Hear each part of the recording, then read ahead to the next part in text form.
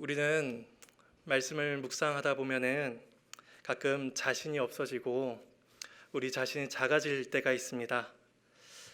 다른 사람을 온전히 사랑하지 못하고 또 말씀에 합당한 삶을 살지 못하는 내 자신을 볼 때마다 내가 잘 믿고 있는 것인가? 내가 신앙생활을 잘하고 있는 것인가? 라는 이러한 의구심이 들 때가 있습니다. 그런데 이 의구심은 우리에게 구원의 확신에 대한 고민마저 들게 합니다. 오늘 본문인 베드로서 말씀은 무엇인가를 행하고 신자로서 합당한 삶을 살아야만 하나님 나라에 들어가는 듯한 그런 인상을 주고 있습니다. 5절에서 7절 말씀에 보면 믿음을, 덕을, 지식을, 절제를 이것들을 더하라 라고 말씀을 합니다. 그리고 11절에 보면 이와 같이 하면 그리스도의 영원한 나라에 들어가리라 라고 말씀을 합니다. 마치 이 8가지 덕목을 잘 행하면 하나님 나라에 들어가고 이것을 행하지 못하면 그 나라에 들어가지 못할 것 같은 인상을 우리에게 주고 있습니다. 오늘 우리는 이 베드로서를 통해서 영원한 나라에 들어가는 자는 어떤 자들인지 살펴보고 또 그 나라에 들어가는 것이 무엇을 뜻하는지 함께 살펴보기를 원합니다. 5절부터 나타나는 8가지 항목들은 4절에서 말씀하는 신성한 성품에 참여한 자가 갖는 성품과 인격이 어떤 것인지를 보여줍니다. 신성한 성품, 신적 성품이라는 것은 하나님께로부터 나와서 하나님의 자녀들이 갖게 되는 성품입니다. 그러니까 우리가 갈고 닦아서 만들어내는 어떤 자격이 아니라 하나님께서 주시는 성품이며 하나님에게로부터 비롯된 성품이란 것입니다. 말 그대로 신성한 성품이며 신적 성품, 하나님의 성품인 것입니다. 베드로는 그 신적 성품을 대표적인 예로 또 최소한의 예로서 8가지를 우리에게 말씀합니다. 그리고 이 8가지 항목을 통해서 이 땅에 살아가는 주의 백성들이 어떤 모습과 어떤 성품으로 살아가야 하는지를 우리에게 알려줍니다. 따라서 이 8가지 항목은 우리에게 어떤 추상적인 느낌이나 어떠한 감정을 이야기하지 않습니다. 왜냐하면 추상적인 것은 우리에게 정확하게, 명확하게 그것을 바라볼 수 있는 그러한 역할을 해주지 못하기 때문입니다. 그래서 베드로는 여기서 하나님을 열렬히 사랑해야 된다 이런 식으로 표현을 하지도 않고 또 은혜 받은 듯한 감정을 누려야 된다라고 이런 식으로도 이야기하지 않습니다. 명확하게 이야기합니다. 믿음, 덕, 지식, 절제 이렇게 명확한 형식으로 말씀합니다.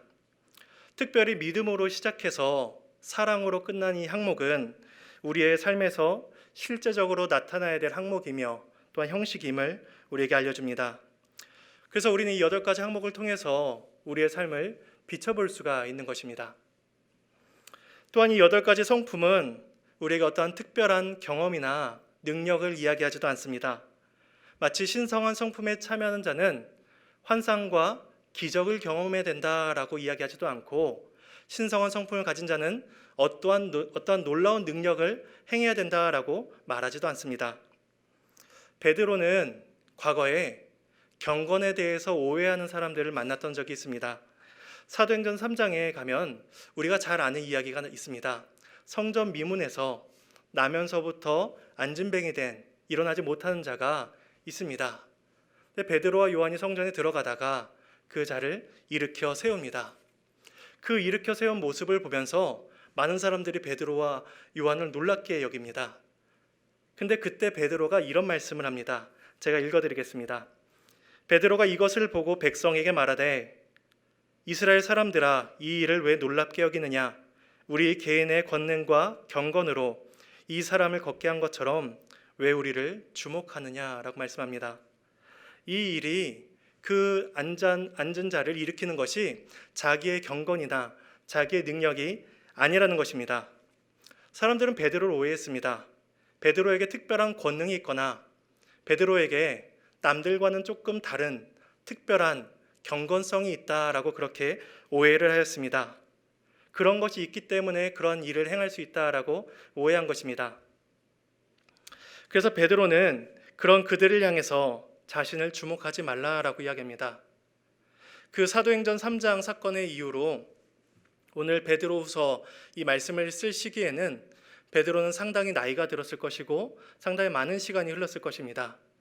그런데 베드로는 사도행전 3장에서의 사건 때나 베드로후서를 기술하면서 동일하게 이야기합니다.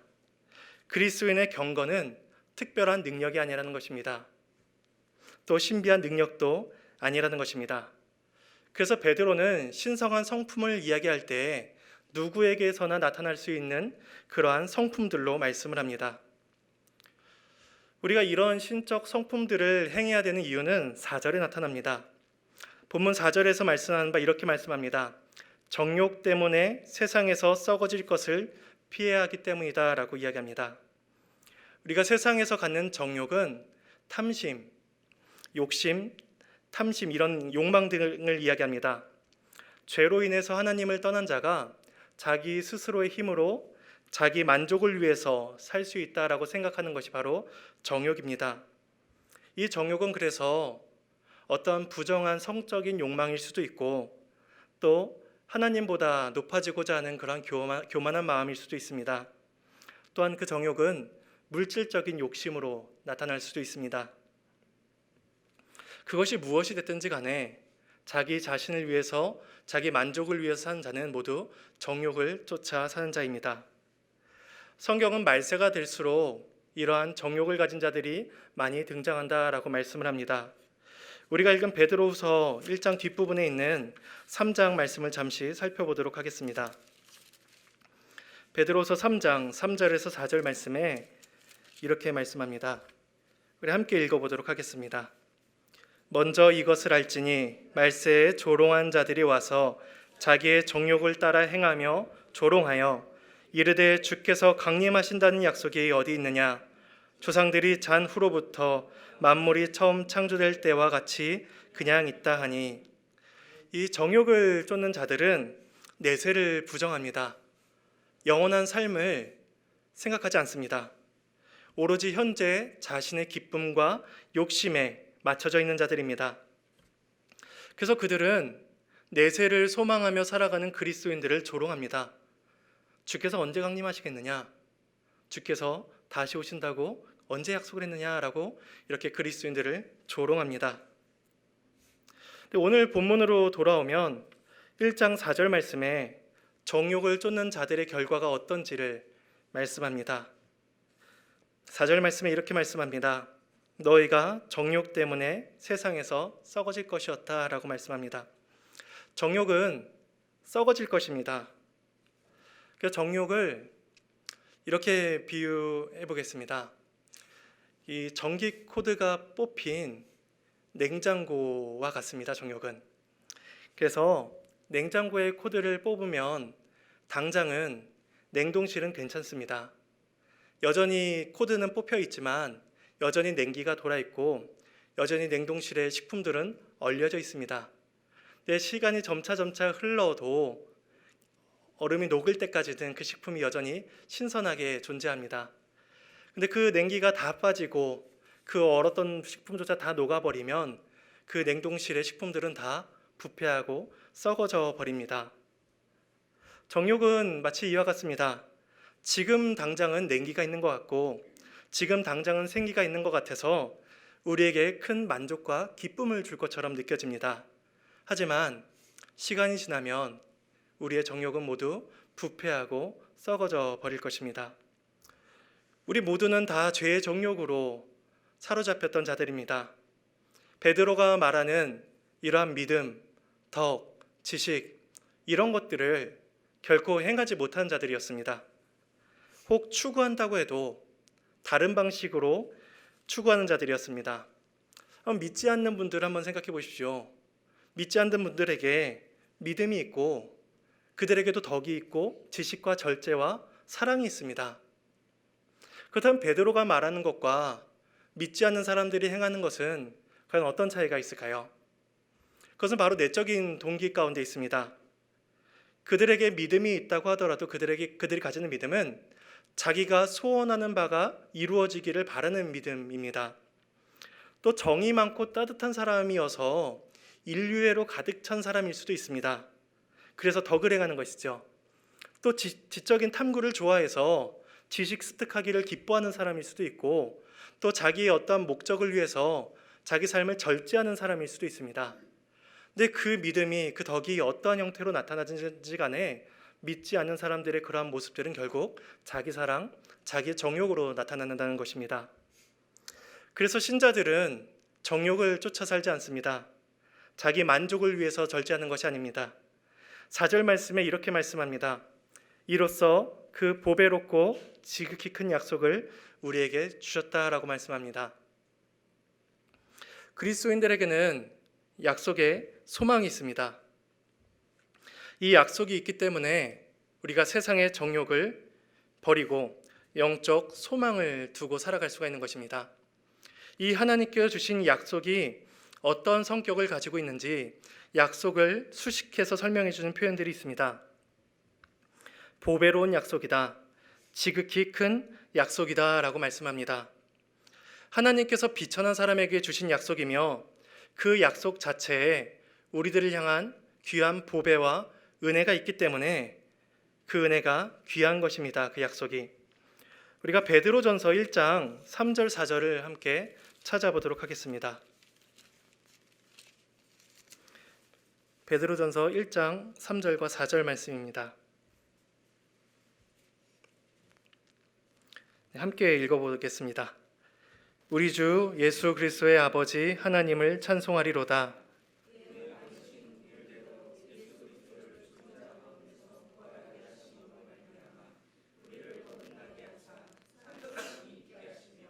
썩지 않고 더럽지 않고 쇠하지 아니하는 유업을 있게 하시나니 그리스도께서 죽은 자 가운데서 부활하심으로 말미암아 우리에게 산 소망을 주셨습니다. 이 산 소망이 결국 우리에게 약속이 됩니다. 이 약속은 4절에 말씀하는 것처럼 우리를 위하여 하늘에 간직하신 유업입니다. 그리고 그 유업의 성격은 썩지 않고 더럽지 않고 쇠하지 않는 것이라고 이야기합니다. 썩지 않고 더럽지 않고 쇠하지 않는 것. 결국 이 하늘의 유업은 결국 앞에서 말한 베드로후서에서 말하는 세상의 정욕과 대조가 되는 것입니다. 세상에서의 정욕은 죽음 아래 있어서 썩고 부패하는 것이라면 하늘의 소망, 하나님께서 우리에게 주신 약속은 썩지 않습니다. 쇠하지 않습니다. 우리에게는 이 보배롭고 지극히 큰 약속이 주어져 있습니다. 그래서 이 약속을 받은 사람은 약속을 붙들고 사는 사람입니다. 제가 고린도후서 7장 1절 말씀을 읽어드리겠습니다. 그런즉 사랑하는 자들아, 이 약속을 가진 우리는 하나님을 두려워하는 가운데서 거룩함을 온전히 이루어 육과 영의 온갖 더러운 것에서 자신을 깨끗하게 하자라고 말씀합니다. 우리는 약속을 가진 자들입니다. 약속을 가진 우리는 하나님을 두려워하고 거룩함을 이뤄야 됩니다. 세상의 정욕으로부터 자기 자신을 깨끗하게 해야 됩니다. 그럼 미래에 주어질, 미래에 성취될 약속이 지금 현재 나의 모습을 만들어간다는 것입니다. 베드로는 8가지의 신적 성품과 관련해서 긍정적인 부분과 부정적인 부정적인 결과를 이야기합니다. 8절 초두에 말씀하기를 이런 것이 너희에게 있어 라고 말씀을 합니다. 그런데 본문 9절에 보면은 이런 것이 없는 자는 이라고 말씀을 합니다. 그래서 이런 것이 있는 자의 긍정적인 결과와 이런 것이 없는 자의 부정적인 모습들이 나타나는 것입니다. 먼저 긍정적인 부분을 한번 살펴보도록 하겠습니다. 8가지 신적 성품이 풍성하게, 넉넉하게, 흡족하게 드러난 자는 그리스도를 아는 데 게으르지 않고 열매 없는 자가 되지 않습니다. 반대로 표현하자면 그리스도를 아는 데에 부지런하고 열매를 맺기에 애쓰는 자입니다. 그래서 그리스도를 안다는 것은 그리스도를 통해서 주어지는 은혜와 그 기쁨들을 우리가 맛보는 것입니다. 그렇다면 그 은혜를 맛보는 것은 무엇이며 은혜를 경험한다는 것이 어떤 것일까요? 우리는 종종 은혜를 받는다는 사실에 있어서 감정적인 부분들을 많이 생각합니다. 저부터도 어렸을 때 중고등학교 때 수련회를 가면 눈물을 많이 흘리고 기도를 열심히 한 수련회는 은혜를 받은 수련회라고 생각했습니다. 그리고 눈물이 나오지 않는 수련회, 기도가 안 되는 수련회는 은혜 받지 못한 수련회라고 생각을 했습니다. 제가 나중에 이제 전도사가 돼서 이제 초등학생들을 데리고 어떤 큰 단체에서 하는 수련회를 아이들을 데리고 갔던 적이 있습니다. 저녁 집회였는데 강사 목사님이 나오셔서 아이들에게 설교 말씀을 하시길 이렇게 말씀합니다. 얘들아, 너희 엄마 아빠를 생각해봐. 엄마 아빠가 고통을 당하셨고 너희 엄마 아빠가 죽으셨어.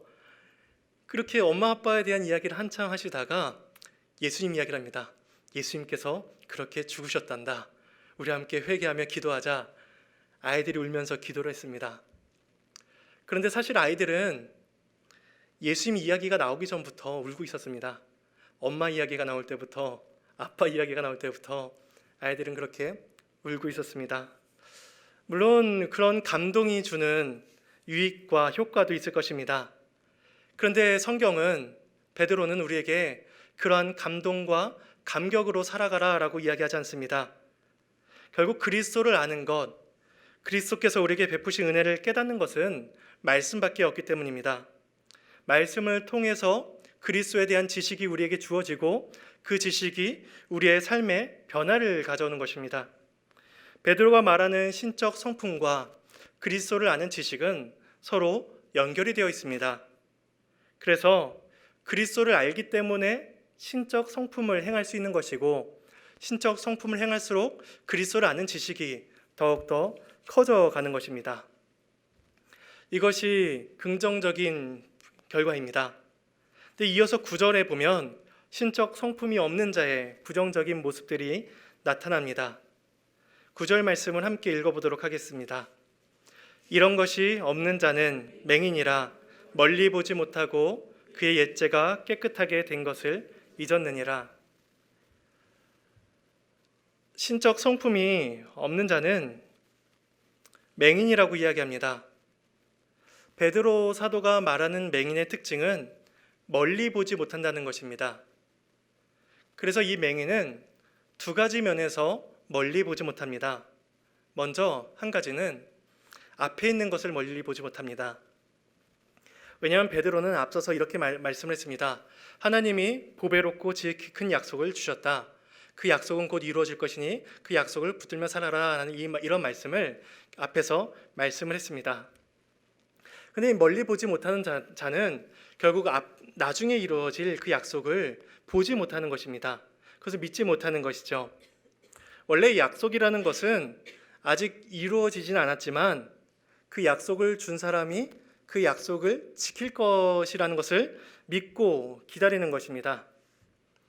만일 여러분의 성도님들의 자녀들에게, 어린 자녀들이 있다면 어린 자녀들에게 야, 6개월 정도 후면 너의 생일이 다가오니까 6개월 후에 너의 생일 때에 너가 가장 원하는 선물을 사줄게 라고 부모님이 자녀들에게 말을 했다고 상상해 보십시오.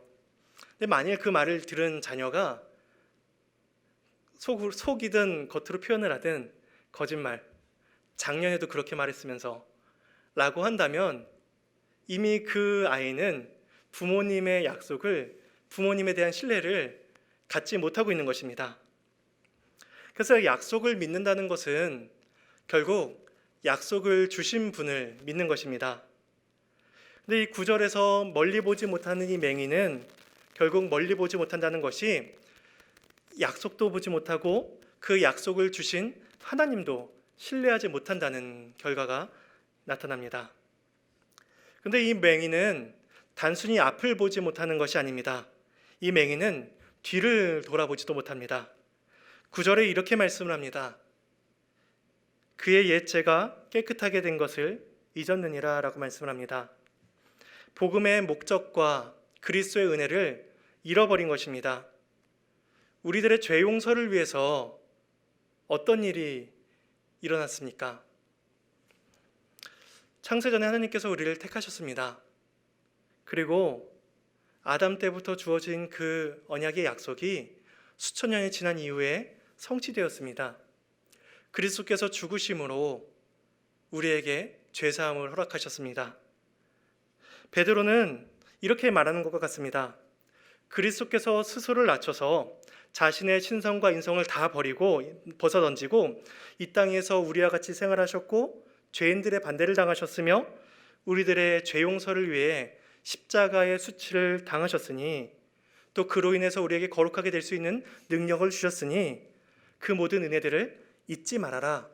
그것들을 꼭 기억하고 붙들고 살아라 라고 이렇게 말씀하는 것과 같습니다. 그런데 이 신성한 성품을 쫓아 살지 않는 자들은 그것을 보지 못합니다.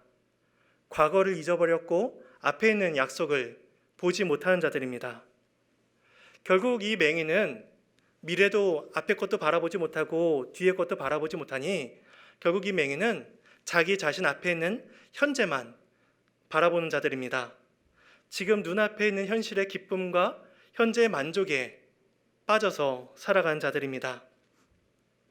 그 자신 앞에 있는 기쁨과 만족에 빠져 있으니 저 멀리 있는 것을 바라보지 못하고 자신의 뒤에 있었던 그런 은혜들을 다 바라보지 못하는 것입니다. 그래서 하나님께서 정욕 때문에 세상에서 썩어질 것을 피하도록 하셨는데 다시 정욕에 빠져버리는 것과 같은 것입니다.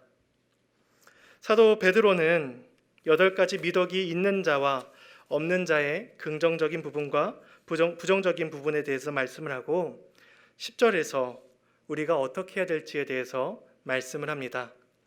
10절과 11절 말씀을 함께 읽어보겠습니다. 그러므로 형제들아 더욱 힘써 너희 부르심과 택하심을 굳게 하라. 너희가 이것을 행한즉 언제든지 실족하지 아니하리라. 이같이 하면